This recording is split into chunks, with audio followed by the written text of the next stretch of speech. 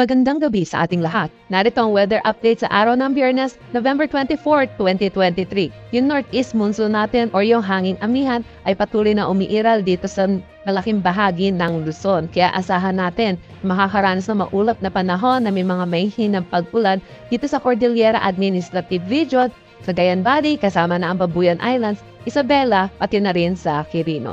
Dito naman sa Ilocos Region at nalalabing bahagi ng Cagayan Valley, asahan natin ang bahagya hanggang sa maulap na panahon na may mga pulo-pulo may hinang pagkulad dulot pa rin itong northeast monsoon. Samantala yung easterlies natin or yung mainit na hangin na galing sa dagat Pasipiko ay patuloy na umiiral dito sa May Visayas at Mindanao. Itong northeast monsoon natin ay which is malamig na hangin at easterlies na mainit na hangin dahil sa salubungan nito ay nagre-resulta ito sa tinatawag nating shear line.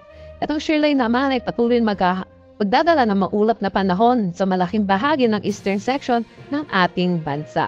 Samantala, dito naman sa Metro Manila at nalalabing bahagi ng ating bansa, asahan natin ang maaliwalas na panahon pero may mga tsansa pa rin ng localized thunderstorm lalo na sa hapon at sa gabi. Wala naman tayong pinabantayang low pressure area o anumang bagyo sa loob at labas ng ating Philippine Area of Responsibility. Dako tayo sa magiging panahon natin bukas dito sa Luzon. Yung eastern section pa rin natang Luzon natin ay asahan natin na makakaranas pa rin ng maulap na panahon na may mga kalat-kalat na pagkulan dulot pa rin itong shear line. Samantala, dito naman sa Northern Luzon, asahan natin na makakaranas sila ng mga mahihinang pagpulan dulot ng northeast monsoon or ng hanging amihan. Para naman dito sa Metro Manila at nalalabing bahagi ng Luzon, asahan natin ang maaliwalas na panahon na may mga tsansa ng localized thunderstorms. Ang temperatura dito sa Metro Manila ay maglalaro between 24 to 31 degrees Celsius, Lawag 24 to 32, Tuguegarao 23 to 27, Baguio 17 to 24 degrees Celsius. Para naman sa Tagaytay 23 to 21, Legazpi 25 to 32. Para naman sa Calayan Islands sa Puerto Princesa, maglalaro ang ganda ng temperatura between 25 to 33 degrees Celsius. Good news naman sa ating mga kababayan dito sa Visayas at Mindanao, asahan natin na makakaranas sila ng maaliwalas na panahon bukas. Pero may mga tsansa pa rin ng localized thunderstorm lalo na sa hapon at sa gabi. Ang temperatura dito sa Iloilo ay maglalaro between 26 to 31 degrees Celsius, Cebu 26 to 31, Acloban 25 to 31 degrees Celsius. Para naman sa Zamboanga 25 to 33 degrees Celsius, Cagayan de Oro 25 to 32 degrees Celsius at Davao 25 to 32 degrees Celsius. May nakataas tayong gale warning sa mga coastal waters ng Batanes, Ilocos Norte, Northern Coast ng Cagayan kasama na ang Babuyan Islands. Kaya pinapaalalahanan natin ang mga kababayan natin mangingisda at ang mga may sasakyang maliit pandagat at delikadong pumalaot sa mga naturang coastal waters.